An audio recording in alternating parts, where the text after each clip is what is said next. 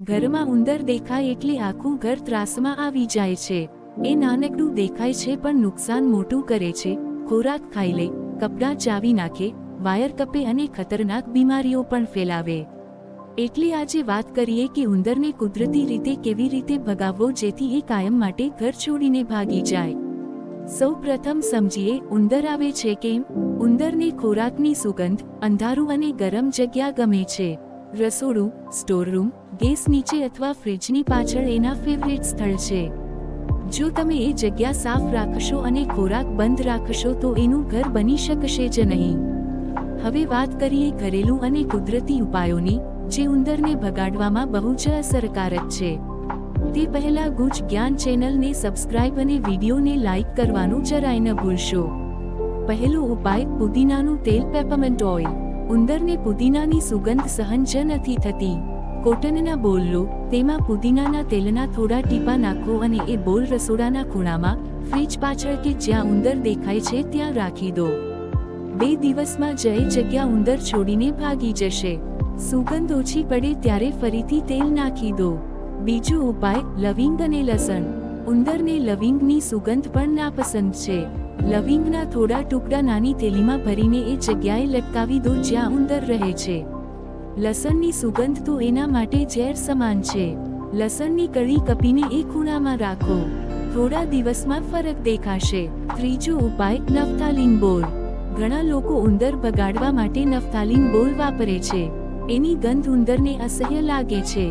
પણ જો ઘરમાં નાના બાળકો કે પાળતું પ્રાણી હોય તો એ બોલ એવી જગ્યાએ રાખો જ્યાં એ પહોંચે નહીં।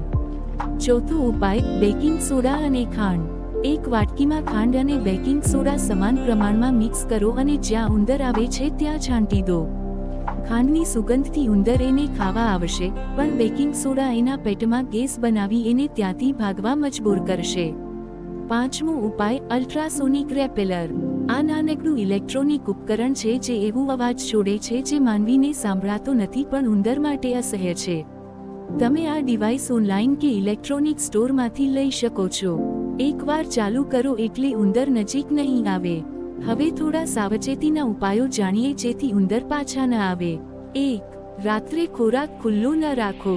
લોટ, દાળ, ચોખા જેવી વસ્તુ હંમેશા એરટાઇટ ડબ્બામાં રાખો। 2. દરવાજાની નીચે રબર સ્ટ્રીપ લગાવી દો જેથી ઉંદર અંદર ન ઘૂસે। 3. કચરાપેટી રાત્રે અંદર ન રાખો, દરરોજ બહાર ફેંકો। 4. રસોડાની નીચે કે ગેસ પાઇપની આસપાસના ખાડા સીલ કરી દો। 5. અખબારના તાંબા, જૂના કપડાં કે કાગળના થેલા ખૂણામાં ન રાખો, એ ઉંદરનું આશ્રય બને છે। જો ઉંદર વધારે જોવા મળે તો ટ્રેપ, ફસાવવાનો પાંજરો પણ વાપરી શકો છો।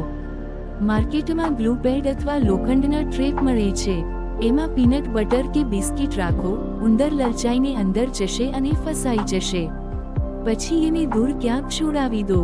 ઉંદર ભગાડવાનો સૌથી કુદરતી રસ્તો તો બિલાડી રાખવો છે। બિલાડીની સુગંધથી જ ઉંદર દૂર ભાગે છે।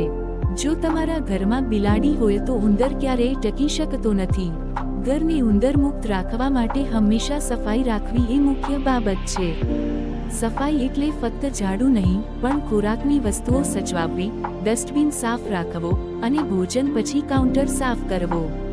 ઘણા લોકો ઉંદર મારવા માટે ઝેર વાપરે છે, પણ એ ટાળો, કારણ કે એ ખતરનાક છે અને મરેલો ઉંદર ક્યાંક છુપાઈ જાય તો દુર્ગંધ ફેલાય છે। કુદરતી ઉપાય ધીરેથી કામ કરે છે પણ એ સુરક્ષિત છે।